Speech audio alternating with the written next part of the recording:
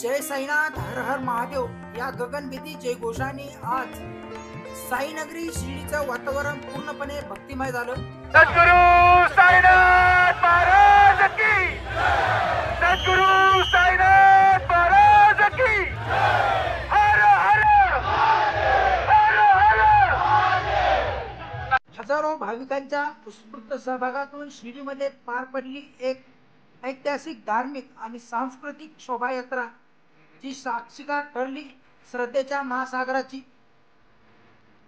प्रसिद्ध शुक महापुराण कथाकार प्रदीप मिश्रा यांचे शिर्डीमध्ये आगमन होतात हजारो भाविकांनी त्यांचं फुलांच्या वर्षावात स्वागत केलं। जयघोष ढोल ताशा आणि भक्तांची उपस्थिती पाहता हा क्षण प्रत्येकासाठी अविस्मरणीय ठरलाय। माजी खासदार डॉक्टर सुजय विखे पाटील यांच्या नेतृत्वाखाली संपूर्ण शोभायात्रेचं नियोजन अत्यंत भव्य शिस्तबद्ध आणि भक्तिपूर्ण स्वरूपात पार पडले। शोभायात्रेला प्रारंभ झाला आणि संपूर्ण शिर्डी भक्तिरसात न्हालेली दिसली।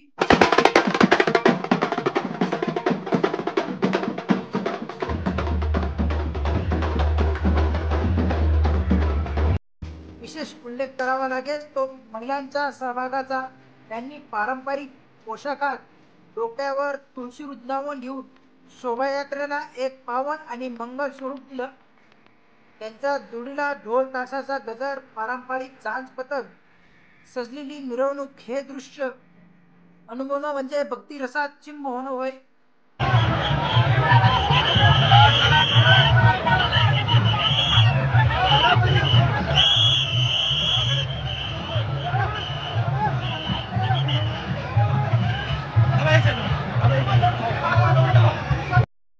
फुलांची मुक्त उधळण आणि वातावरणात घुमणारा हर हर महादेव जय साईनाथचा जयघोष याने प्रत्येकाचं मन भारावून गेलं।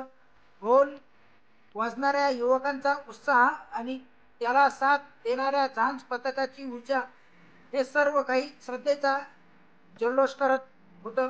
कथाकार प्रदीप मिश्रा यांनी साई समाधी मंदिराच्या कळसात दर्शन घेतलं। त्या क्षणाचे हजारो भक्तांच्या डोळ्यात भक्तिभावाची निखळ झलक दिसून आली।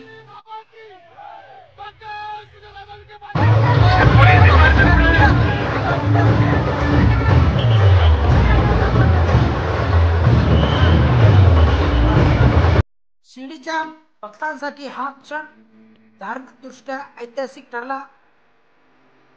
शिर्डीमध्ये पार पडलेली ही शोभायात्रा ही केवळ एक धार्मिक मिरवणूक नव्हती, ती होती श्रद्धेची गगनचुंबी झाकी, भक्तीचा महासागर आणि सामाजिक ऐक्याचं प्रेरणादायी उदाहरण। जय साईनाथ हर हर महादेव या घोषणांनी आसमंत दुमदुमत राहिला आणि प्रत्येक श्रद्धाळूच्या मनात साईंची आणि शिवशक्तीची ओळख अजून खोलवर रुजली। शिर्डीमध्ये आज जो भक्ती रसाचा अनुभव झाला तो शब्दात पकडणं कठीण आहे, पण हा क्षण इतिहासाच्या पानावर नक्की सुवर्णाक्षरांनी कोरला जाईल।